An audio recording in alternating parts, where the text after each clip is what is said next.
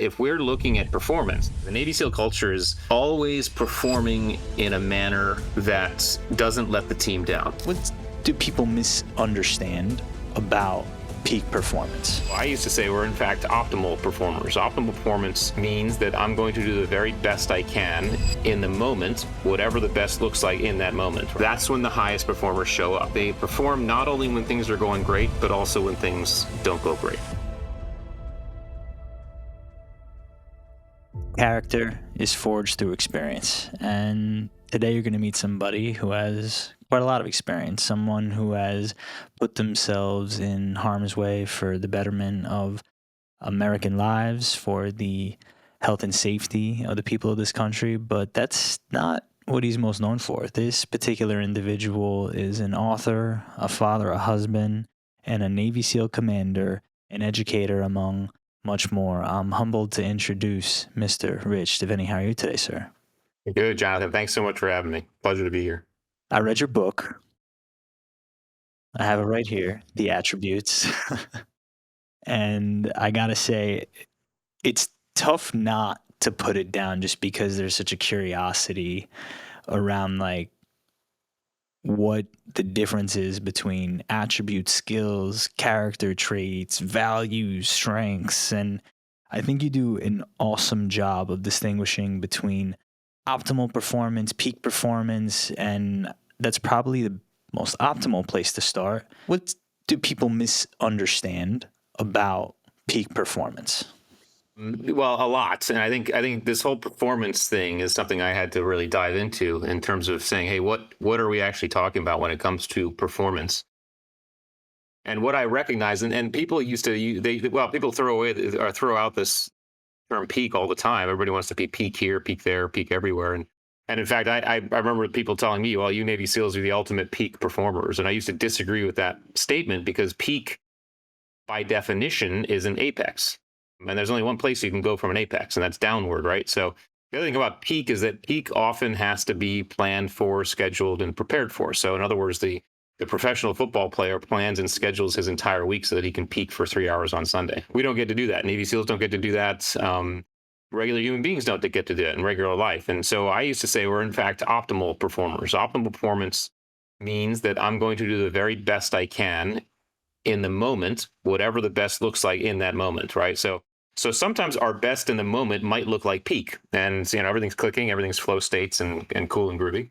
But sometimes our best in the moment might be that I am just head down, nugging it out, going step by step because that's all I have right now, and it's dirty and it's gritty and it's ugly and it's hard, and that is still performing optimally. And so optimal performance allows us to do a couple things. First of all, it allows us to celebrate those times when we are not, in fact, at peak. There were so many missions, and I went on hundreds of combat missions, and there were so many we come back from and be like, man, that was really ugly. But we got the job done. We did what we needed to do.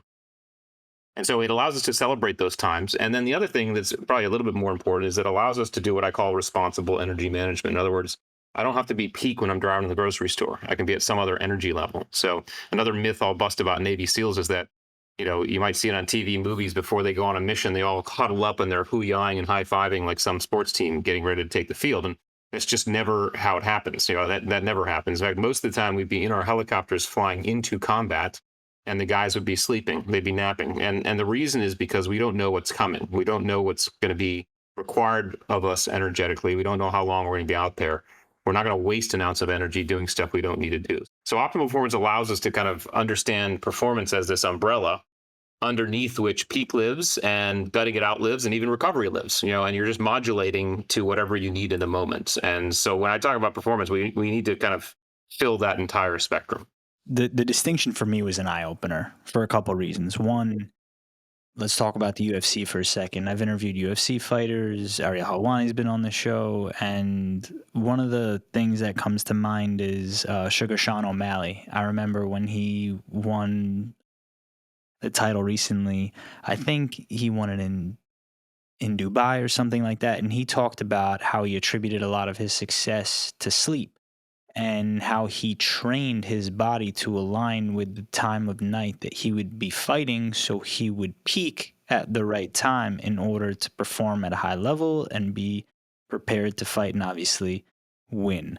So that's an example of the peak performance that you're talking about relative to the optimal element. Now, this really resonates with me. I have background 2 years in the Israeli military infantry combat. Right now, I'm training for a 58-mile ultramarathon next Saturday, so in 8 days. And the notion of optimal relative to peak came at a great time because I understand, based on my experience, that you're not always going to be optimal. I interview on quote high performance. You also know Brian Mazza, I believe, as well, who's all about high performance. He's also been on the show. Wonderful guy. And how you outline the delta, I think, is so important because it creates this clarity for people to understand, like, this is where you need to live. Yeah. Because if the Navy SEALs, who are like one of the, if not the highest performing unit in the military, I'm sure there's a lot of units that may get insulted by that. I've even had F-16 Air Force pilots on this podcast, so I got to watch my words. But that in particular notion really resonated with me. And this whole concept of attributes relative to characteristics, relative to values and strengths, all of these different concepts that we hear about when it comes to performance, you honed in on attributes. Yeah. What's the difference between all of those different areas? Yeah, well, and just a little background on why I did. I was running selection and assessment for one of our SEAL commands, and we were having trouble articulating why certain guys were making it through and why guys weren't making it through, and saying things like the guy couldn't shoot very well or scuba dive or whatever. It wasn't cutting it. It felt disingenuous, and so they asked me to start looking at articulating it a little bit better. And what I realized was that there are qualities that we're looking for in human beings that are other than skill, and so I was told a story by an older SEAL. This happened before I came into the teams, but the story goes that a kid shows up for SEAL training, walks into the instructor's offices and says, "I'd like to be a Navy SEAL." And the instructors say, "Okay, but you have to do a swim test." Kid says, "Okay." And so they take him out to the pool. Pretty easy test. It's 25 meters to one end, 25 meters back to the other end. The kid gets all ready. He jumps in the pool and immediately sinks to the bottom of the pool. And so once he's on the bottom of the pool, he starts walking across the bottom of the pool to one end, and he touches the end, and he walks across back to the other end. He comes up, he's gasping for air, nearly drowning, and the instructor looks at him and says, "What the heck are you doing?" And the kid looks at the instructor and says, "I'm sorry, instructor, I don't know how to swim." And at that point, the instructor pauses, and he looks at the kid and says, "You know what? That's okay. We can teach you how to swim." And there's a reason behind that. And the reason is because the instructor knew that if this kid had the qualities, the attributes to show up to Navy SEAL training without knowing how to swim, he had everything inside of him that we needed for him to be a Navy SEAL. Teaching him the skill of swimming was going to be easy. And so to define the terms, skills are not inherent to our nature. None of us are born with the ability to ride a bike or swim or throw a ball or drive a car. Okay, we're taught those things. The skills direct our behavior in known and specific circumstances. So here's how and when to throw a ball, ride a bike, drive a car. And then finally, because skills are very easy to see, they're very easy to measure, assess, and test. You can see how well anybody does any one of those things. You can put scores around skills. You can put statistics around skills. You can put skills on resumes, which is why they're the easy button oftentimes when we're doing hiring and selection. But what skills don't tell us is how we're going to show up in stress, challenge, and uncertainty, because in an unknown environment, it's very difficult to apply a known skill. This is when we lean on attributes. So attributes, on the other hand, are elemental. Okay, attributes, all of us are born with levels of situation awareness, adaptability, patience. Okay, now you can see you can certainly develop these attributes over time and experience, but you can see levels of this stuff in very small children. Okay, any of us who have kids or have experienced kids, and I know you do, will agree with me when I say there are 1.5-year-olds who are patient and there are 1.5-year-olds who are impatient. Okay, so there's a nature-nurture element to attributes. Attributes don't direct behavior. Attributes inform behavior. So in other words, they tell us how we're going to show up to an environment. My son's levels, for example, of perseverance and resilience informed the way he showed up when he was learning the skill of riding a bike and falling off a dozen times doing so. Okay. And then finally, because they're difficult to see, they're very difficult to assess, measure, and test. How do you measure someone's levels of patience or adaptability or resilience? What the point is that if we're looking at performance, and really when we define high performance, whether it be in individuals and teams, high performance, the key distinguishing factor between a regular team or a regular performer and a high performer or high performing team is the fact that they perform not only when things are going great, but also when things don't go great. When the what hits the fan, when things don't go as planned, that's when the highest performers show up. And if we're talking about attributes being the driving factor in those situations, then we have to recognize that these are vastly important in the performance picture. The different attributes that you go through and that you offer, you talk about 25 and then some. A couple obviously stand out. I would say decision making is one that I want to focus on just because I feel like a lot of people have analysis by paralysis. How can people cultivate their decisiveness? That's a great one to bring up because I want to. It also helps us highlight the difference between a skill and an attribute. Okay, so real quick for the audience, if you want to determine whether or not you're dealing with a skill or an attribute, you just ask a very simple question: Can I teach it or can it be taught? Okay, if the answer is yes, it's probably a skill. If the answer is no, it's probably an attribute. So you could say, Rich, I want to learn how to, well, you've already been in the military, but let's say someone else, I want to learn how to shoot a pistol and hit a bullseye. Okay, well, you and I know we could take someone out to the range and teach them how to do that within about 2 hours. That's a skill. Or someone could say, I want to be more patient. Well, I can't teach you how to be more patient, right? It has to be self-developed. It's hard, it's different, right? So decisiveness and decision making is a great example because decision making is a skill. You can actually teach people to make better decisions. There are strategies, there are ways you can look at it. You can sit in a classroom, you can help people learn how to make better decisions. Now, decisiveness adds the speed and efficiency factor into decision making, right? So decisiveness is the ability to make decisions with speed and efficiency, all right? That is an attribute. And there are some people who are just more comfortable and faster at making decisions, and there are some people who are less. And so I think when it comes to decisiveness, if someone feels like they're lower on decisiveness, in other words, they take too long or take longer than they'd like to making decisions, they need to basically start putting more decision-making opportunities in their lives and making those decisions faster. And it could be very simple things like what am I going to wear today, what I'm going to have for lunch, whatever that is. But you need to exercise the muscle of more rapid decision-making to increase your decisiveness. Although we need to be warned, too much of any of these attributes can be a bad thing. Too high on decisiveness means maybe you're making decisions too fast. You're actually going with less data than you should. Obviously, too low means you're procrastinating. You might miss the opportunity and fall into some sort of apathy. But you can develop this stuff just by throwing yourself into environments inside of which that particular attribute is tested. And the example that you give of one of those environments is who you surround yourself with, right? Like it really makes all the difference. But I want to kind of put that on the shelf and talk about that later because something else that I feel is really important to talk about is mental toughness, particularly with a Navy SEAL commander. So how do you define mental toughness and how has it served you? Yeah, that's a really good question and a very difficult one. I think mental toughness is the result of several of the attributes. So I think mental toughness is the result of courage. I think it's a result of perseverance. I think it's a result of compartmentalization and maybe adaptability, but probably those are the top three: courage, perseverance, and compartmentalization. But the ability to push yourself through challenging circumstances or environments is, in fact, I believe, mental toughness. And I notice I keep it very simple because pushing yourself through, it doesn't have to be sexy. It can be ugly, it can be dirty, it can be gritty, it can be painful, okay? But mental toughness is this idea that you can push through. And I think the toughness piece is that you've exercised the muscle enough so that you can do it repeatedly or habitually. I think that's what mental toughness really is. And probably the single most, when it comes to SEALs, because I know that's the context inside of what you're asking, it's everything. There's so many cases and examples of collegiate, Division I athletes coming to SEAL training and quitting the first day or the second day. It is not about athletics. To get through SEAL training, you don't have to be athletic to get through SEAL training. You have to be in shape enough to do the basic stuff, right? But even after the basic stuff, the speed if you run the mile faster, it doesn't matter. If you can do more push-ups or pulls, that doesn't matter. If you can swim fast, doesn't matter, right? Everything about SEAL training is they're going to take you down to zero and then see what you got there. And that's where mental toughness comes in because it becomes a mental game, just like combat. So I read this meta-analysis recently about the dark triad and its association with mental toughness.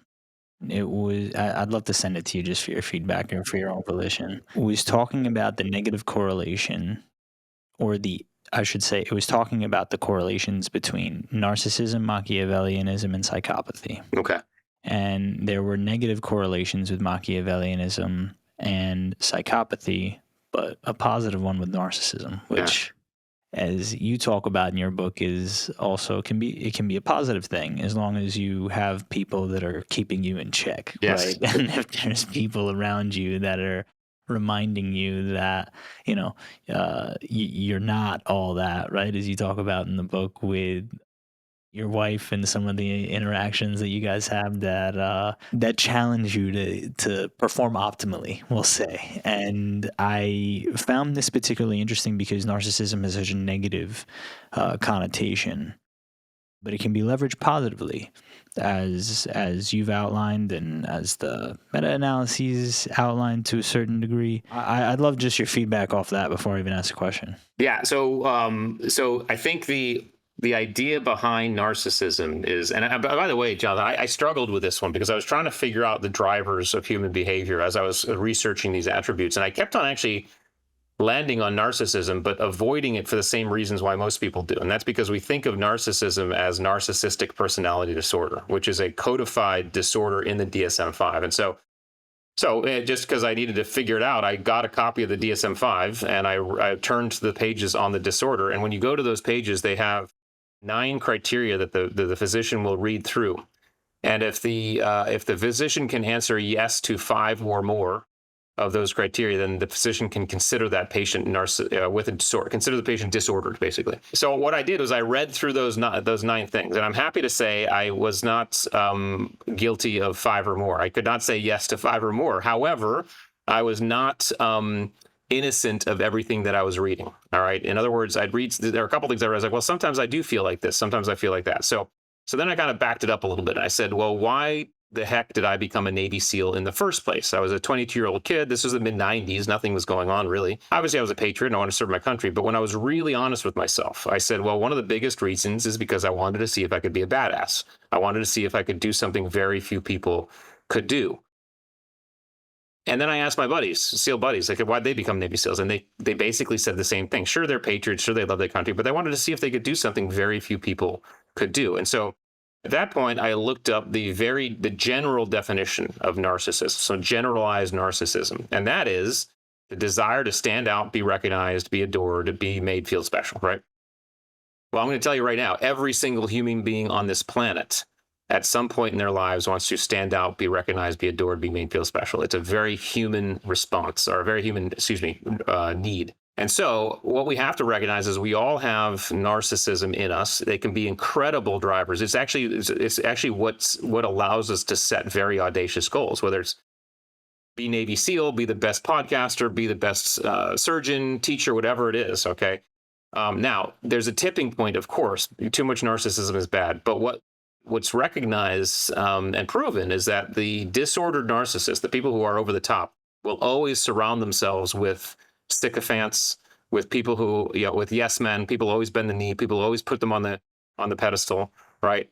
And oh, by the way, it's very fascinating because those groups are very transient. And so, in other words, someone can't be a sycophant for very long. So eventually they'll leave that group. And then as soon as that happens, that person becomes enemy number 1 of that narcissist. Okay, so that's what happens. All this to say, we can effectively and in healthy ways metabolize our narcissism by surrounding ourselves with people who don't always put us on the pedestal, who keep us humble, who don't always make us the center of attention, who tell us what we need to hear, not necessarily what we want to hear.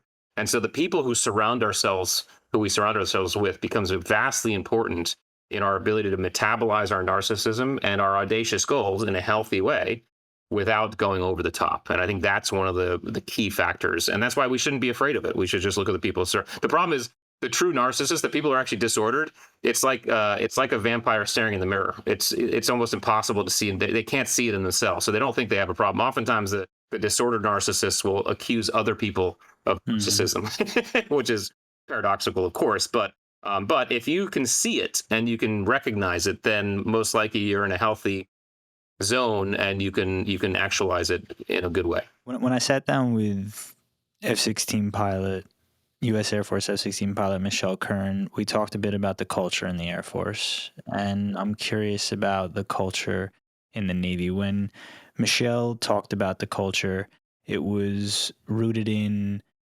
scrutiny, but openly sharing mistakes, being transparent about, all right, well, here's video footage of how you didn't perform optimally on a certain turn or a roll or whatever. And so there's this element of transparency in an effort to improve. Yeah. I'm curious from the Navy SEAL perspective, culture and otherwise, what's the dynamic like over there? Yeah. Well, first of all, I think Michelle would agree with it. Culture is always local. It's not. It's very rarely not local. So in other words, an organization like the Navy or the Air Force or even Apple or Delta Airlines can have can purport a culture, but the culture that happens in the department here or this department there is a local one. That's the one people feel and live and run by. So, but I will say that if I were to talk about both types of cultures, right, the Navy SEAL culture, okay, the Navy SEAL culture is one of always performing in a manner that doesn't let the team down. If anything, it's not even about not quitting. It's if I were to summarize it in one sentence, is I'm not going to let my teammates down. Period. Right. I'd rather die than let my teammates down. Right. A bunch of different behaviors to include. Hey, I'm going to high perform as best I can. I'm going to be a high performer. I'm going to keep myself in shape. I'm going to do whatever I need to do. I'm going to be there to help others when they need it. I'm going to do what has to be done. And so I think that's the pervasive culture that you get coming out of SEAL training.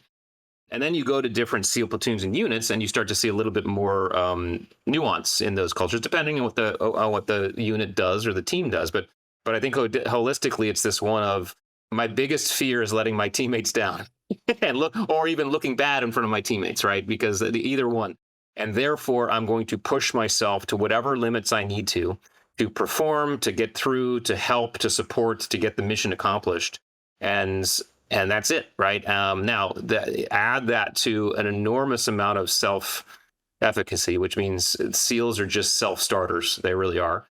They are highly motivated, highly energetic, right? So in fact, my job as a leader, I never had to worry about motivating people ever. In fact, most of my time, if I had to worry about anything, it was dialing people back. It was reining people in because sometimes they'd run too fast, right? And you have to say, whoa, slow down. But I know that's not the case for everybody, but I think probably knowing those cultures is the first step in leadership. But I would say that's how we would define the SEAL culture. Even to this day, I joke that if I were in a situation and in any part of the world, and I turned around and there was a Navy SEAL there with me, even if I didn't know that person, I'd know exactly what to expect right from that person. But even as retired, I mean, I've been retired now for 5 years, 6 years now, I think. Yeah. 7 years actually. But even my buddies who are retired, there's just always an expectation that we're not going to let each other down. There's an expectation of performance. There's an expectation of, hey, I got your back, And there's and part of that's just simple timeliness. A quick story. I bumped into one of my buddies. We served together, and we were at this ceremony. We hadn't seen each other in a year or two, and we're like, holy crap, we need to see each other. Let's have coffee. All right. And we looked at our calendars, and we couldn't have coffee. It was like 2 months before we could have coffee. But we put it there. We said, in 2 months on this date, at this time, we'll have coffee, right? And we put it in our calendars. Okay. We did not talk. I think it was like 9 a.m. or something. We'll meet at the Starbucks here. We didn't talk for 2 months. Okay. Didn't say a word, right? I just went to the Starbucks 2 months later on that day. I was a little early because I wanted to get it, I wanted to buy the coffee. So I wanted to have one ready for him. But literally within 30 seconds of 9 o'clock, he walks in, right? Didn't talk, nothing, right? And that was expected. I would have been surprised if that hadn't happened, And so I think that's a way that, the culture is just very unique. And yeah, that's a long answer, but it's a cool question.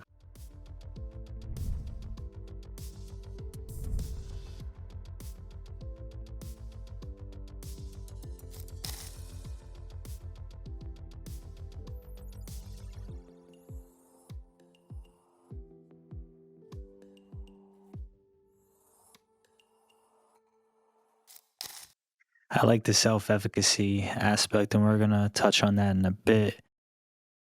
Uncertainty and dealing with with anxiety and butterflies. I mean, I know through my experience how I also spent 3 years as a criminal prosecutor in the Bronx, and specifically as an SVU prosecutor. And it's a very high octane environment, and the consequence is very grave, and it's a trial by fire, if you will. And there was like a lot of moments where I had to gather myself, and it just got to a point where it was like, how can I do this on command? How can I do this effectively? Because it was just something that haunted me. And so I learned about the power of conscious breathing and, presence and stoicism obviously played a role. But when I read your book and training for and understanding how to train for uncertainty, I'm just going to flat out ask you, how do you train for uncertainty? How do you manage those butterflies? How do you stay calm under pressure? Well, and I think the quote I use is from the Joint War College. They said, we train for certainty, we educate for uncertainty, right? So now education is a little bit different. Education means experiential stuff usually. It means I'm putting myself into those environments. Training is very rote and in your face, right? I can train to shoot on the range, right? I can train in the car to do this. It's like, do this thing and do it repetitively and you'll get good at it. Education is about getting into environments inside of which you can gain experience and wisdom. So to do this, you have to quote, educate yourself in how in uncertainty. You have to place yourselves in environments where uncertainty exists and where, in some cases, fear exists. Okay, because uncertainty, not all uncertainty is bad, right? It's really the uncertainty that gets us the most riled up is the uncertainty that includes and involves fear. And so we can break this down a couple ways. So one of my great friends is this guy named Andrew Huberman. He has a very big podcast, and I know I mentioned him in the book. He and I have been friends for many years now. And when I first met him, we began to look at fear together. And one of the things we recognize is that fear, in fact, is a combination of two factors. Okay, those factors are anxiety plus uncertainty. Okay, so in other words, you can have one and not the other, and you don't necessarily have fear. So you can be anxious but not uncertain. That'd be like, maybe I have a presentation I'm giving at work next week. I know the material, I know the crowd, I know the time, I know all that stuff. I'm just a little anxious because I want to make sure I get it right. But there's nothing uncertain about what I'm doing. Okay, you can be uncertain without being anxious. Okay, well, that's every kid on Christmas Eve. Okay, or the day before their birthday, whatever it is. You combine the two, and that's when the autonomic arousal goes up and our amygdala gets tickled, and we start to feel fear. Right. And so when we start to feel fear, we're offered two choices. It's either fight or flight. OK, there are specific switches in the brain for fight and flight. Whichever you choose flips a specific switch in the brain. If you choose to fight, i.e., step into your fear, you are, in fact, hitting that switch. And we call that the courage switch. OK, and you by the way, you get a dopamine reward for doing that. Your brain gives you a reward for hitting that courage switch. All this to say, you cannot access the courage switch in the absence of fear. Fear has to be present for the courage switch to even present itself, which we know even philosophically, we've heard that to be true. So all this to say, how do we train in it, or how do we gain experience in this, is we place ourselves in environments that allow those two to exist, anxiety plus uncertainty, and we begin to make deliberate choices to step into it.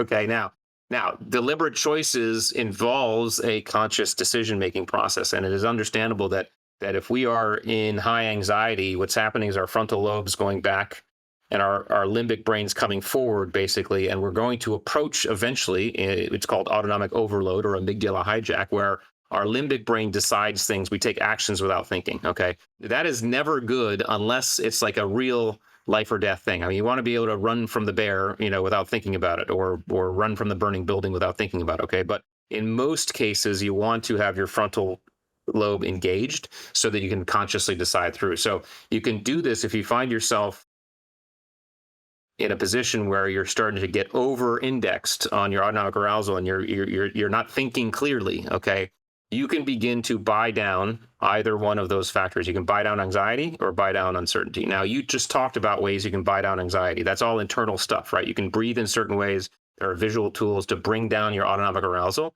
Hopefully get that frontal lobe. Those are probably the fastest and most effective ways to do that, okay? You can also buy down uncertainty. A little bit more difficult because buying down uncertainty means you're dealing with the external environment, and that may or may not be easy to do. But the way you do that is you begin to ask specific questions about your environment. What do I know, and what can I control in this moment? Okay, it may be a very small thing, but by grasping onto a small thing, you're setting yourself a goal. You're moving to a reward system, and you're creating a dopamine reward, so you can actually do it again. And in some cases, taking a step forward in the environment to maybe get a better picture. All this to say, and I know these answers are long, but I love neuroscience. I geek out on it. All this to say is that you need to find environments that start to tickle your amygdala, that are steeped in uncertainty and anxiety. Okay, and then step your way through it by making conscious decisions, conscious choices about what I know and what I can control, and using some of the physiological tools that you just talked about.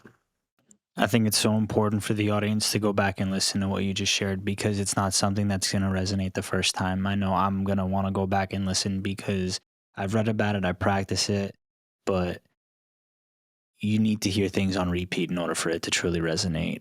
And I think that when I think about my experience and the problems that I faced, and it was largely dealing with how to manage my emotions and my anxiety, quote unquote, right? Because as humans, we're anxious creatures. I wanted to put myself in those high octane environments. That's why I go do hard things like ultra marathons, feats of strength, military, government. Like, being in those moments put you in the fire to train these muscles, as you've outlined them, in order to build practices or build habits. And you brought up Andrew Huberman. I wanted to ask you about a couple of your influences in your network to see how they've inspired you or lessons that you've learned from them. Simon Sinek, Stephen Kotler, who's going to be coming on this podcast in a couple of weeks, and Andrew Huberman. Stephen and Simon's books are back here somewhere. Let's take them one at a time. How has Andrew Huberman inspired you? What are some of the lessons you've learned from him, as well as Simon Sinek and Stephen Kotler? Yeah, well, Andrew's been a great friend. I've always loved neuroscience, and I've always felt like neuroscience can help humanize a lot of these concepts that sometimes feel a little bit more distant or ethereal or difficult to explain. So I think if we, he's always been very good at saying, hey, this is the brain, and this is the way it works. This is how our physiology works. And so he was a huge influence even in the writing the attributes. In fact, it was a huge part of me writing that. I'll give you a real tip actually from Andrew. He was just on Rogan actually, and we've talked about this before, but it's good news when it comes to mental toughness. Okay, and he talks about this part of the brain that not many people even know about. It's called the anterior mid-cingulate cortex. Okay, and that is a part of the brain that when they were looking at it and testing it, they realized that human beings, when they activated that part of the brain, they were ready for challenge. Right, they were primed. They felt some sort of challenge or ominous thing coming, and they were ready to attack it. Okay. And what they've discovered is that that part of the brain gets activated when we are facing tough stuff. In other words, I don't even say tough stuff we don't want to do. Okay, stuff we don't want to do. And if you consistently do things you don't want to do, this part of the brain grows, right?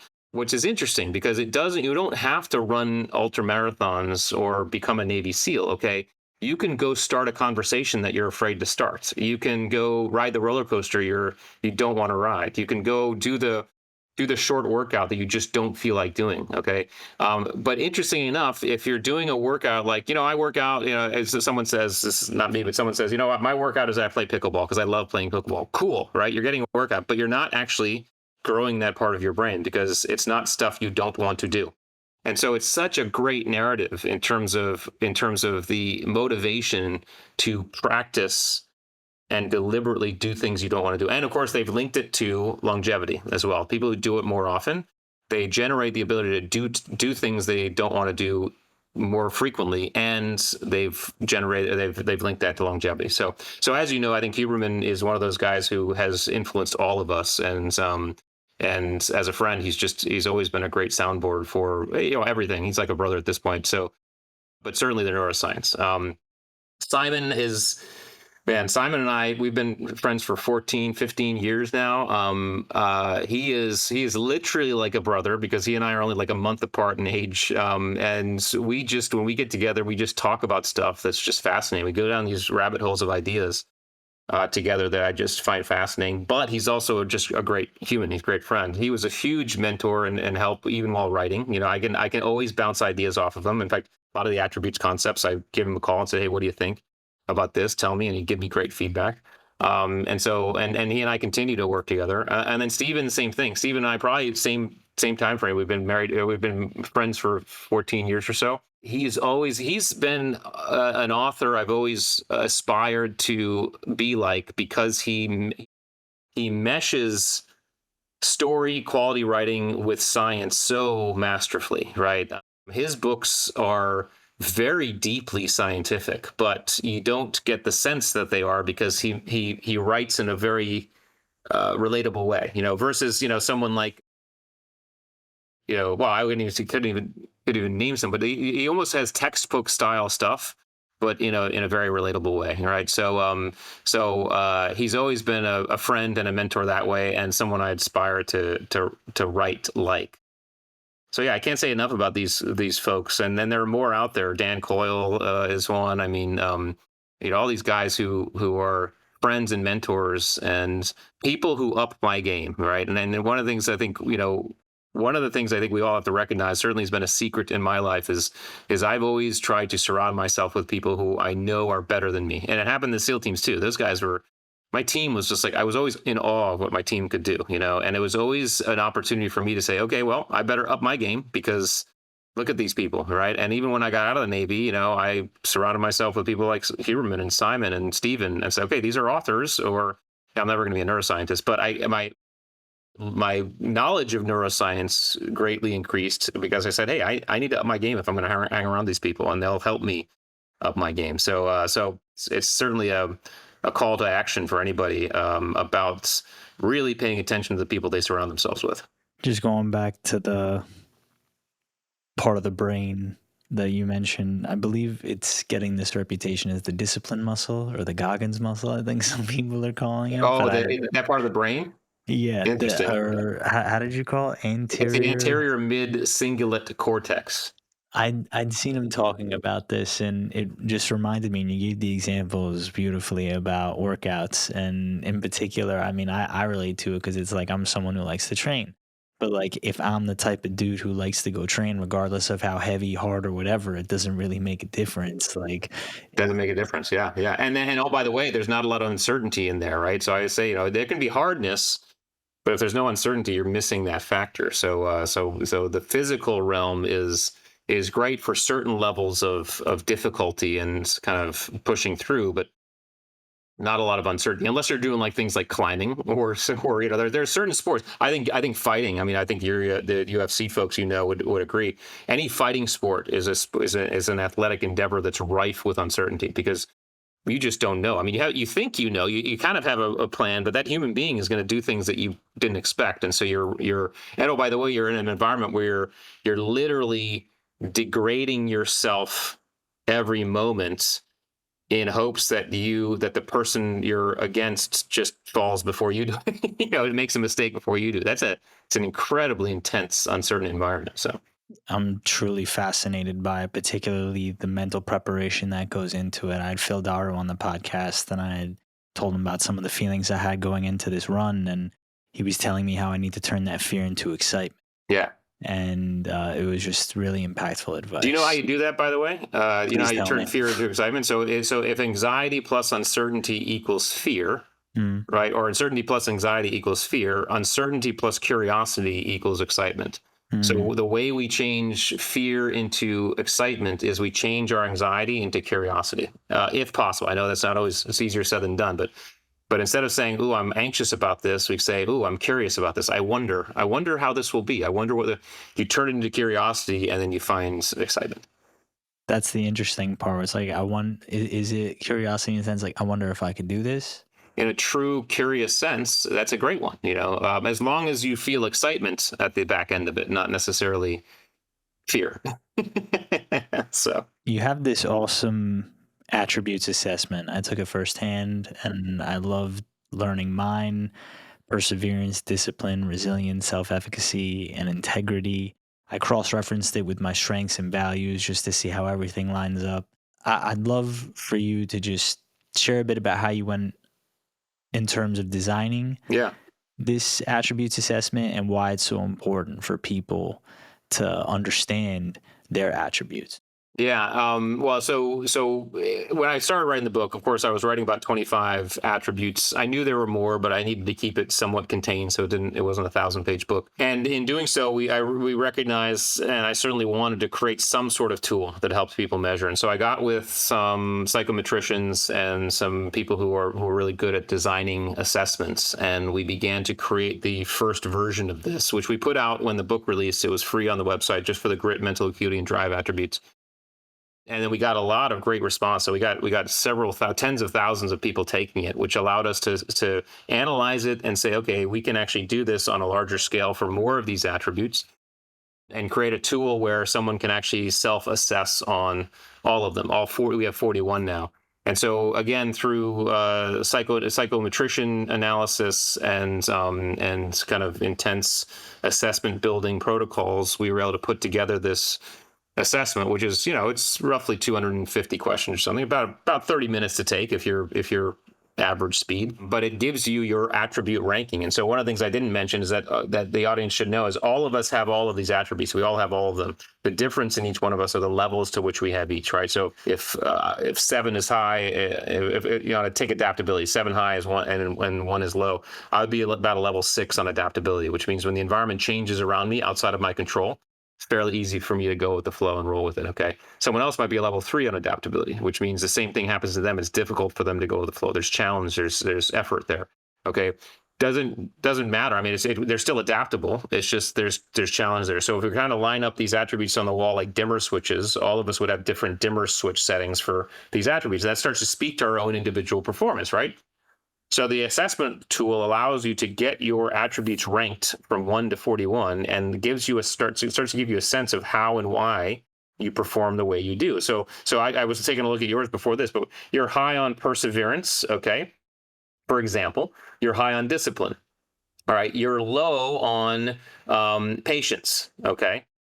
And persistence, okay? So what that means is that you're someone who is really driven to get stuff done, and you'll get hit, you'll get knocked down, you'll keep going, and you'll actually do it sometimes faster than most.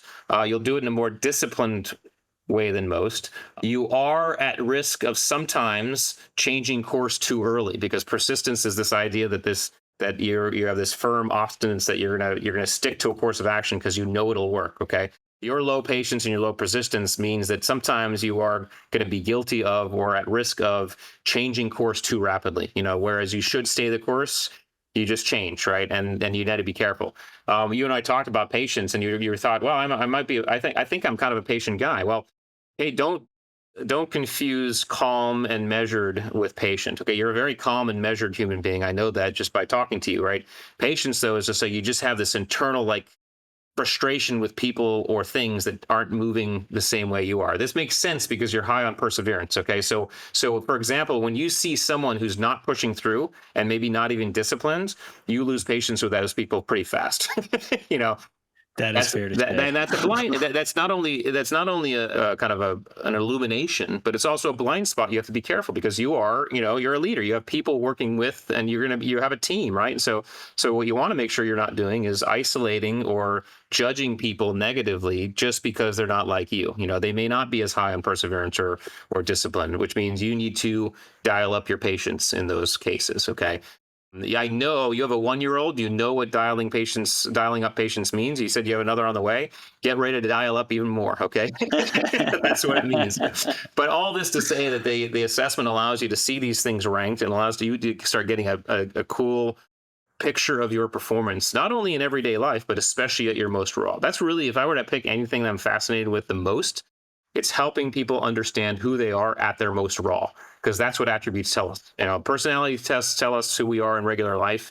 Attributes tell us who we are when the what hits the fan, because our personality goes out the window when the what hits the fan. But we lean on these attributes. And I was given the gift of doing this in SEAL training. Day one, you're at your most raw, okay? And it just continues that way. And you know yourself in that position. You know your teammates in that position. And then when you go to combat, it's even greater, right? So this is the superpower that this allows you to see is how and why I behave the way I do. And that's self-awareness, Yeah, right? it Like, really is. The combination of all that is self-awareness. Yeah, because self-awareness is not an attribute.